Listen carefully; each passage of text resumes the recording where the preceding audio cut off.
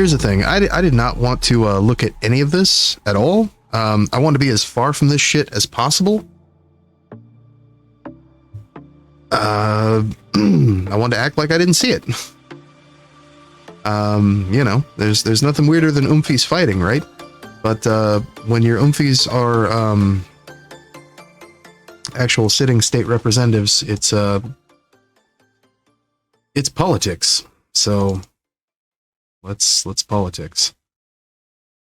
Representative Sarah Unsicker quits Missouri Attorney General race. Now, this all has to do with if you saw me shit posting on Twitter maybe about a week ago regarding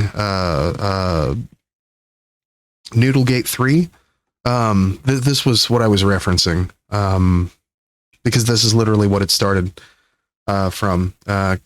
I guess Cashew Chickengate was I guess another way you could call it. Or one of these fucking guys had proposed a bill to make the state dish the state dish to be cashew chicken, specifically Springfield cashew chicken. And you know, people were just shit posting. They were having a lot of fun with it because fuck that guy, right?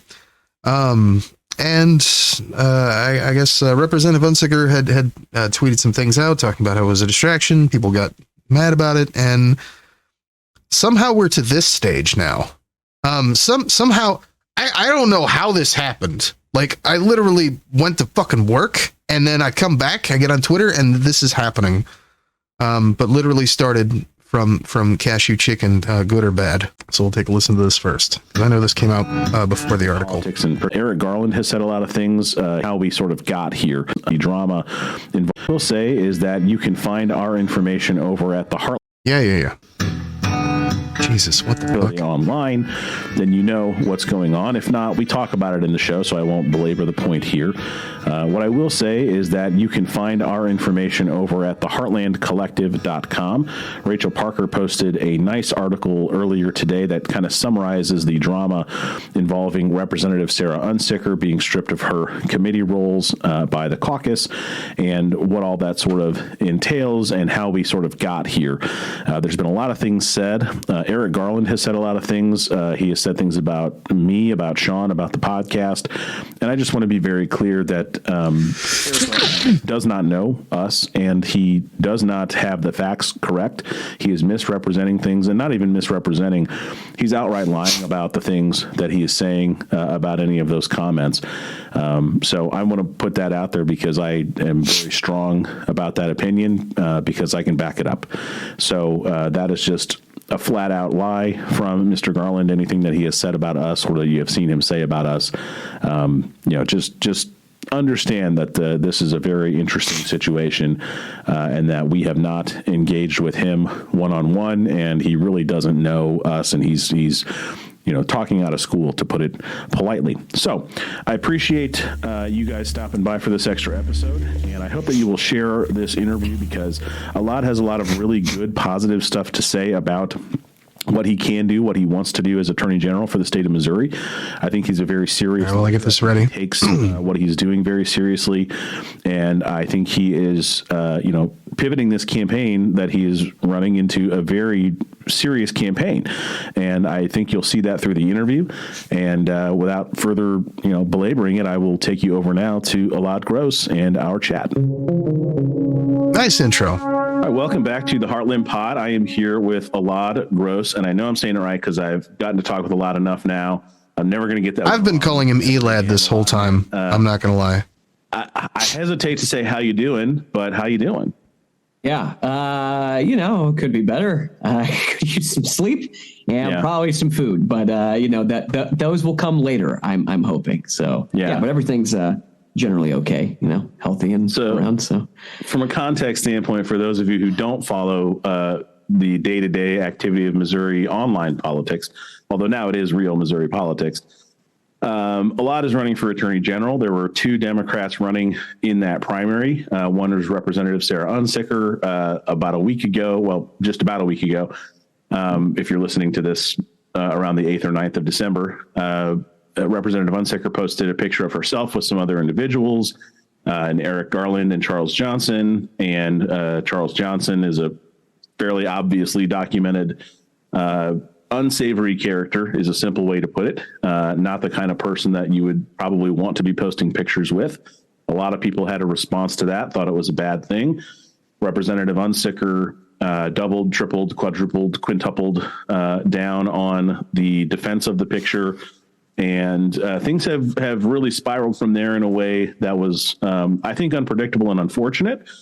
If you are following very closely, you know that yesterday, so we're recording this on the 8th, on the 7th, a statement was put out by Minority Leader Quaid, who's running for governor, and she put out the statement that Representative Unsicker has been taken off of her committees, taken off of those assignments, and that they are evaluating other potential action at this point in time. Later that evening, not really early morning of December 8th, late night December 7th, a Twitter live stream was started with Eric Garland, Charles Johnson, and Sarah Unsicker, which was disturbing, I think is probably the simplest way to put it. Okay, so this doesn't actually give me the backstory. What? Jesus Christ, my dude. Like, imagine I don't know anything about this, because honestly, I don't. I haven't actually been paying a lot of attention to that. I've been more focused on, like going to work and doing normal shit like normal people. I don't know, like the phrase terminally online comes to mind, but this is terminally online in a microcosm. And I know a lot of the people who are involved in all this, and I know a lot of the people who, the activists, the representatives, a lot of them spend a lot of time on social media. They're all very aware. I've seen so many people who follow me who we're keeping up with all this, but like, yeah, I expected to hear more about what exactly it is that we're talking about here, my guy. So hopefully Elad, I've been calling him Elad this whole time, can spill the beans here on some of the backstory, maybe? Who the fuck who the fuck is this other guy? I have no idea, literally. You were brought up, your wife was brought up. There were a lot of allegations put out there. So I want to give you a chance now, and the whole episode is not going to be about this. We're going to talk about Elad's campaign, about his ideas to be Attorney General and what he can do for the state of Missouri. But before we get let's get to the tea, my guy. Acknowledge this, and Elad, I want to give you a chance to I don't even know about it for folks. Yeah. Yeah, it sucks. That's pretty much the easiest way to sum it up. Yeah, I mean, I've known Sarah for 7 years now. Was helping actually an attorney general candidate campaign at the same time that she was running for her first gig. We have worked together on several projects over the years. And, when all of this was happening, I didn't really know who this Charles Johnson guy was at all. Yeah. And I still don't. I reached out to Sarah directly because I thought that she deserved that and a chance to explain. What I received back was pretty disturbing for me to see how much of this just crazy stuff, like everybody's an FBI undercover agent or something. That's just like so. Yeah, I saw a lot of that posting. And I was really upset. I mean, I was upset. Like, look, I'm Jewish. This guy is pretty much a neo-Nazi out there. He doesn't just hate the Jews. It's a lot of people. And he claims that when you criticize him for his past writings, that he was an undercover FBI guy the whole time. And so he was just It that's consistently uses this Israeli interesting, like it's very anti-Semitic. Yes. It's very, everything is an Israeli connected conspiracy. Right. Very strange. Yeah. I mean, that's so, I reached out to her, and I was very disturbed by how she was reacting to other people, many great folks who do a lot of organizing work in Missouri, and how combative she was with them and calling them un-American for questioning her. So that's what really tipped me off to this whole thing. Probably everything else should have as well. And once I confronted her on her behavior, even if this guy was a saint, you don't have the right to treat people that way. All of our conversations stopped at that point. So, I was hoping I'm in a bad position for all of the reasons aforementioned, because I don't want to be the first guy to go out there and say something. I know that the threats are going to come to me, but that's not really, I'm just worried that this is a credible bad situation. And I don't want folks to take my position or my religion or something else and say, oh, well, he's just doing this for that reason. But yeah, this last evening, I mean, I've been up for a long time because I had to listen to the whole damn thing. They were talking in this public Twitter spaces with a bunch of people listening and commenting on my wife, saying that she works at the Anti-Defamation League, which she used to, she doesn't. It hasn't for a long time, but saying that the Anti-Defamation League is an instrumentality of the Israeli government, and therefore I was an Israeli foreign operative trying to stop Representative Unsicker from investigating human trafficking in Missouri. And unfortunately, Sarah, who I had considered. To be fair, the ADL doesn't exactly have the best track record on not being psychotic and pro-Zionist, but literally beside the point. That's neither here nor there based on what he's saying.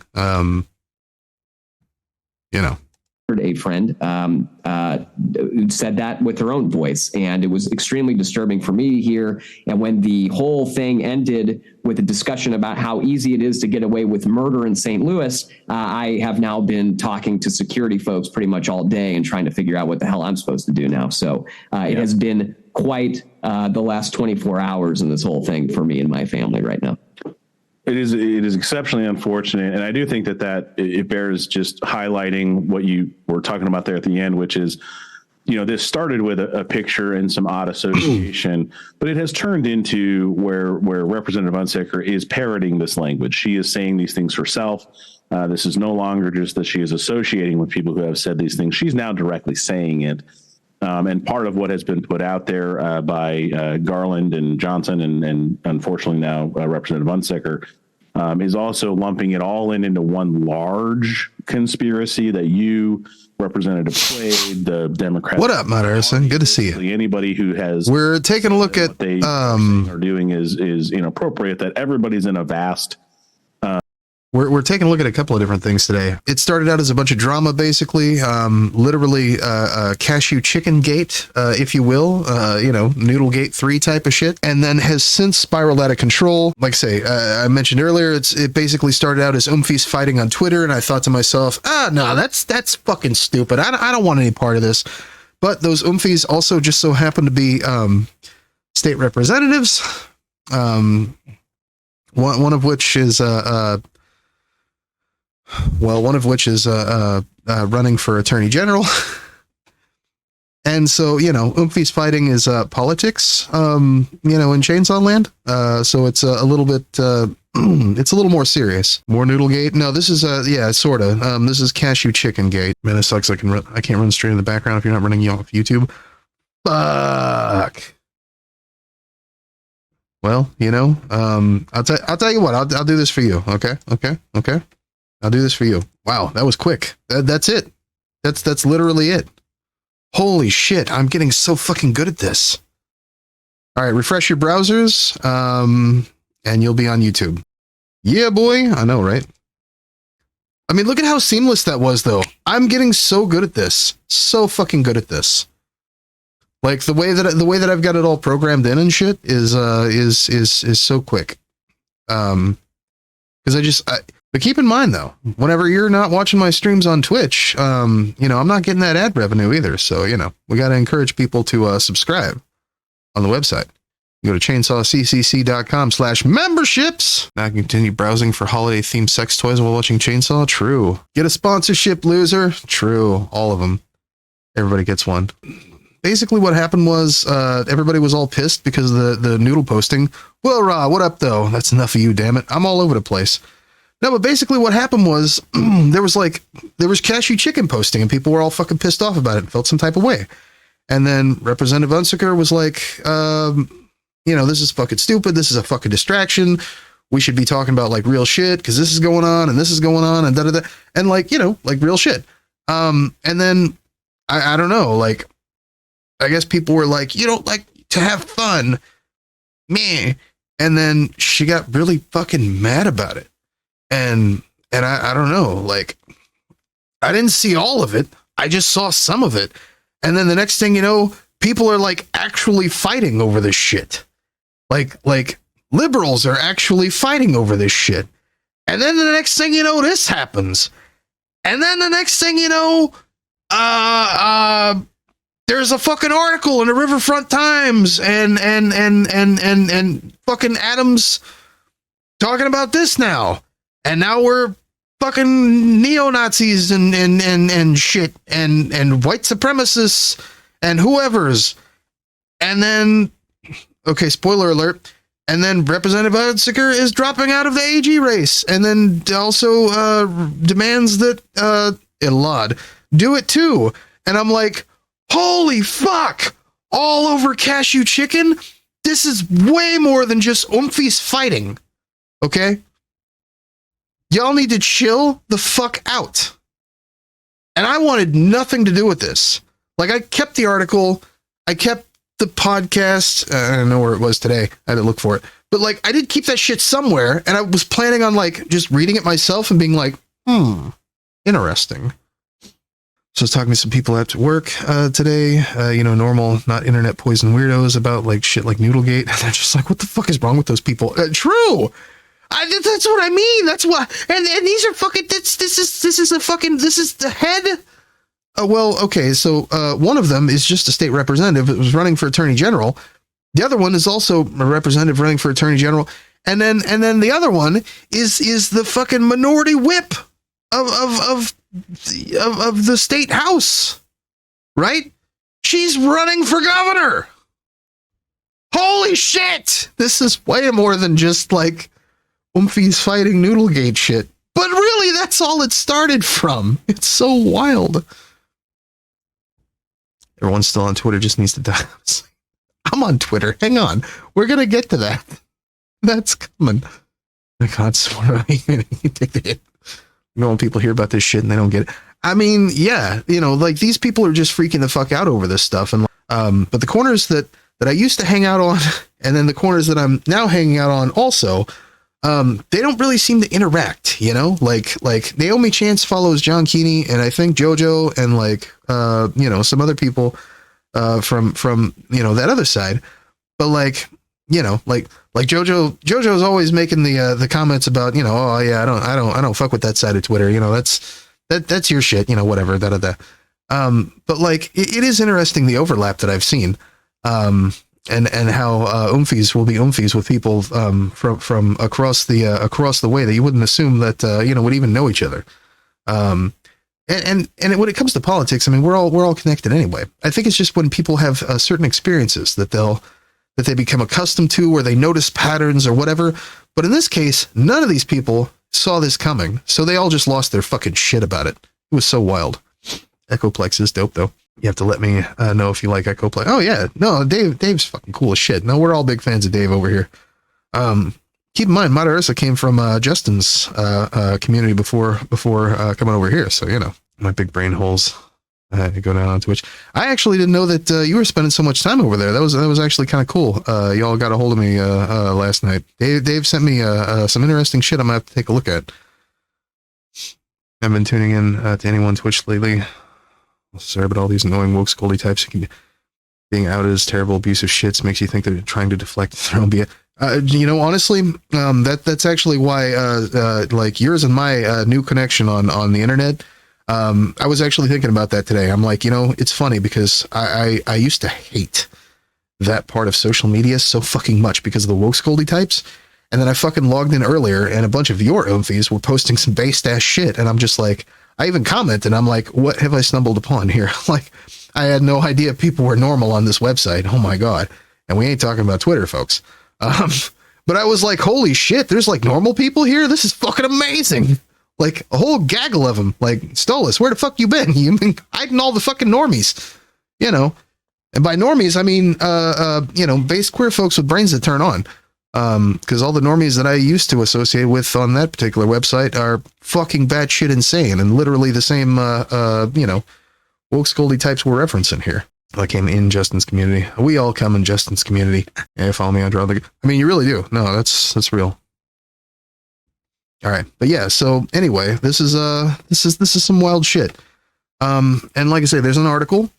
Yeah, I don't know. It's wild to me.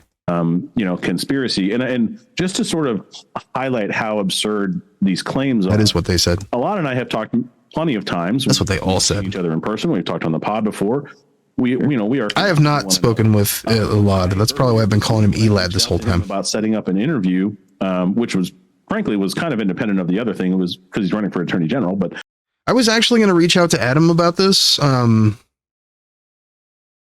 I don't know that Adam likes me so much.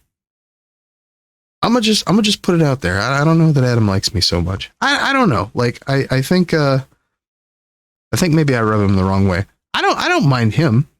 He's had some bad takes in the past, but I don't mind him so much.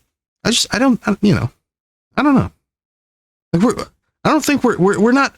So like Heartland Pod follows me on Twitter, but like he doesn't. And like, yeah, I don't know. I think even Jess Piper follows me on Twitter. We're friends on Facebook. But Adam doesn't follow me. I don't know. When I reached out, I said, "Hey, is this still the right cell phone number?" Right? Because if it's a vast conspiracy, you'd think that I would know for sure and would be in constant contact with somebody. I mean, more inclusive with the incident.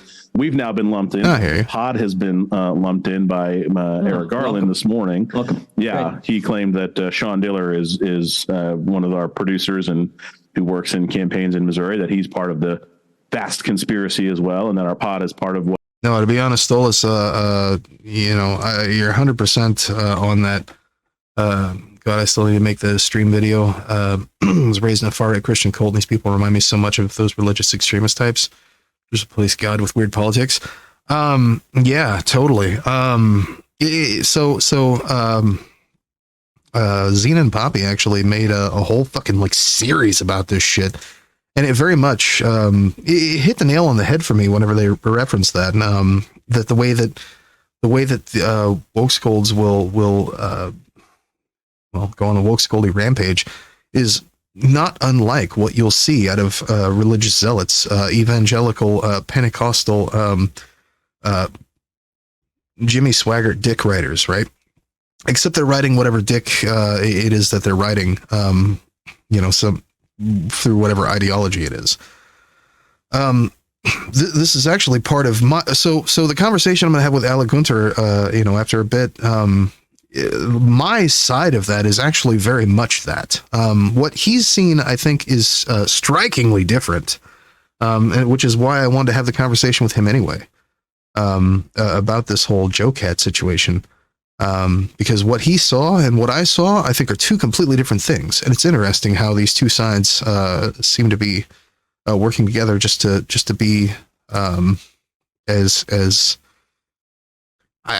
I guess as queerphobic as possible, as gay dude phobic as possible. Ultimately, the goal. It's wild. But anyway, yeah, fucking totally though. Whatever messaging conspiracy is going on. So just to be clear, all of us are acting independently and all of us are reacting and responding to what is being done. And as far as I know, there's been no other coordination than that at all. So are you guys okay? I mean, right now you feel at least like you are safe at the moment and feel like you're taking the proper steps and everything's headed the right direction? Yeah, I mean, I hope so. It's I think these people are cowards, and I'm not worried so much about them. What I am worried about is somebody who's deranged, who's activated by this, and then comes and looks up where I live and comes over. My wife is certainly a bit more concerned about security issues than me. Maybe I should be more, but I've dealt with a lot of folks who try to intimidate me in one way or another, and it's just unfortunate to see that coming now, because there are so many important issues to talk about. There's a lot of things that we should be focusing on for Missouri's future, but these they're just a bunch of punks, and they talk a lot. But it's upsetting, but I mean, it's not going to deter me from doing anything. So. Well, let's talk about those important issues now, because I think we can sort of allow this to be what it is, and it'll continue to develop, I'm sure. And if folks need a summary, if you haven't been paying attention, you'd like to kind of get up to speed, Rachel Parker did a really nice summary over on the Heartland Collective that just came out about an hour before we started recording this. Theheartlandcollective.com. That's our the broadcasts of you find all of our shows. It's coming. It's coming. Things like that. That's the one. And that's also, the one. There was a solid piece put out by the Post-Dispatch today. That's exactly it. The Riverfront Times had some good reporting that had come out a couple of days ago. So I would suggest checking those out if you want to get the whole picture. And I would not suggest trying to piece it together on Twitter at the moment, because that's not good for anybody's mental health or your time at this point in time. Yeah. So seconded. Yeah. So that's literally how I found out about this. Run before. This is not your first time in it. You learned from your first time. Slow on the draw. Hey, that was a dry one. We're good. You can kind of hopefully move into that campaign mode and past all of this, lessons that you can apply here moving forward. Yeah, no, I think so. And actually one of the, so the way we started this campaign, it is a solid song. Tory phase, which is a little. We're gonna listen to it. And I said, look, happy to go. I know my car is going to break down, and my knee ain't feeling too good this time around. I'm a little bit older, so if this is what we want to do, we've got to fundraise. We've got to hit these targets and get these volunteers signed up. And it has been an overwhelming response. To kind of give you a little bit of perspective, last time, I think it's really helpful because I'm starting with kind of a base from last time and organizing to this point. So at the end of the last election, we probably had close to 250 or so volunteers, which was a huge number. We had a lot of folks active all over the state, known for going everywhere. We've had over 500 folks signed up for the campaign right now, and we're not even in 20. Yes and no. Yeah, I'm super excited about it. And we've got actually to make some announcements this week. I guess I'll do it with you all now. But we actually just hired up a bunch. Technically, the answer is yes. Yes, it does go beyond that. And that way, we're trying to interface as much as possible with state representative candidates, state Senate candidates, the local county organizations, community service organizations, so that we can be of service to Missouri while we're doing this. And I think we really have to build community together. And I think that's probably the biggest thing that I learned from last time, is that we relied a lot on local democratic organizations to get the word out for us. Because it is fucking dumb. It's so fucking dumb. You're gonna love it. And it's so bad. Losing in some of those areas. So, but also, it's your boy Chainsaw was in it. Building all of this infrastructure together, trying to that's fun. Stronger. And you're gonna love that part. Relying on folks in Missouri to guide where our campaign goes, and it's been very exciting to do it that way. Yeah, I think that's probably something maybe folks don't understand about campaigning, especially a statewide campaign, is that while there can be some party resources, for the most part, especially in a primary, it's you and it's the people that you work with, and you kind of have to build your own, almost your own party, so to speak, your own kind of infrastructure and your own group, and you have to do it across a pretty good sized state with a lot of geography to cover.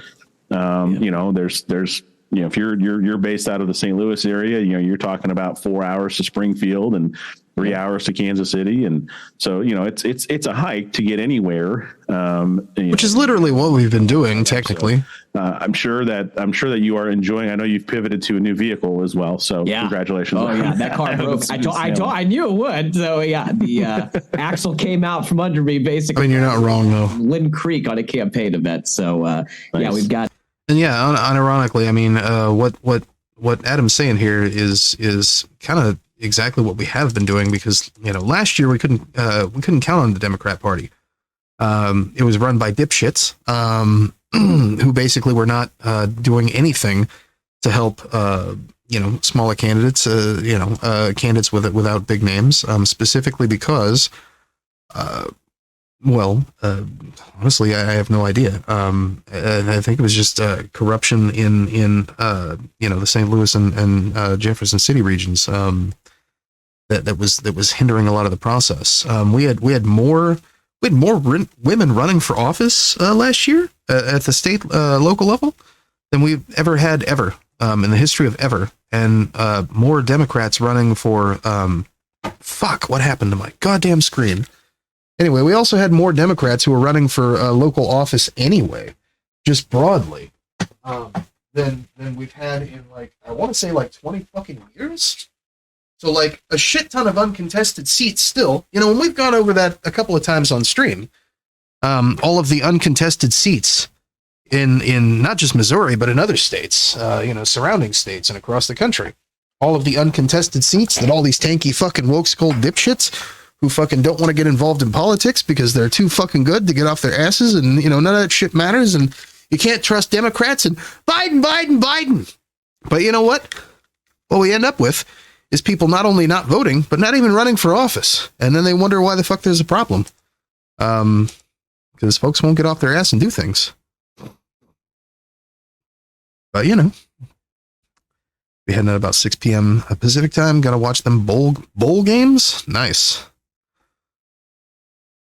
Well, feel free and share the stream on social media. Appreciate you.